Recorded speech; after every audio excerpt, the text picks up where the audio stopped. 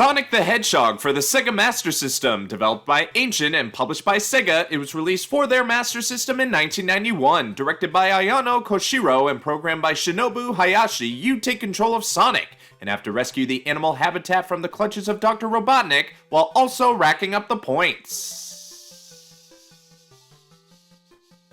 You control the Hedgehog by moving him around with the D button, and both the 1 and 2 button make him jump. Sega's new blue mascot not only made waves on the 16-bit Genesis, but also found the time to speed onto the Master System to show the 8-bit owners what the fuss was about. Gameplay remains largely the same, albeit made to work in the Master System's limitations. You go about the levels getting past enemies and obstacles whilst collecting rings and other items to help you along the way. Levels are obviously going to be different too, but that adds to its originality as it isn't an entire copy and paste job. It's a different experience all in itself. When you reach the end of an act, you'll either move on to the next, or depending on how many rings you have, you may go to a bonus stage where you collect more rings for more points, and the possibility of adding continues. Chaos Emeralds, as far as I know, aren't to be found there, as they can be found somewhere within the acts themselves if you know where to look. When you make it to the third act, you'll more than likely fight Robotnik, defeat the Doctor, and you'll free some critters from their robotic fate and move on to the next zone with increased difficulty. But if you get hit by anything when you have any amount of rings in hand, you'll lose all of those rings, and one of the few ways to protect yourself.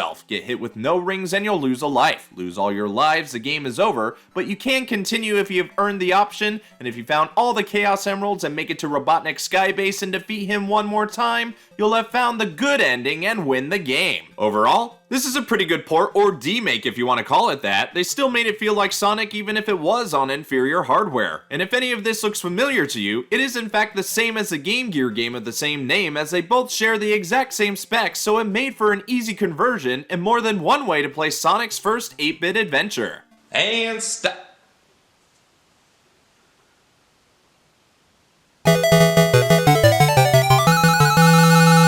Thanks for watching, guys. Be sure to like, share, and comment on the video. And if you want to see more quick views, go ahead and hit that subscribe button. This is BrianTheBlue, and I'll see you next time.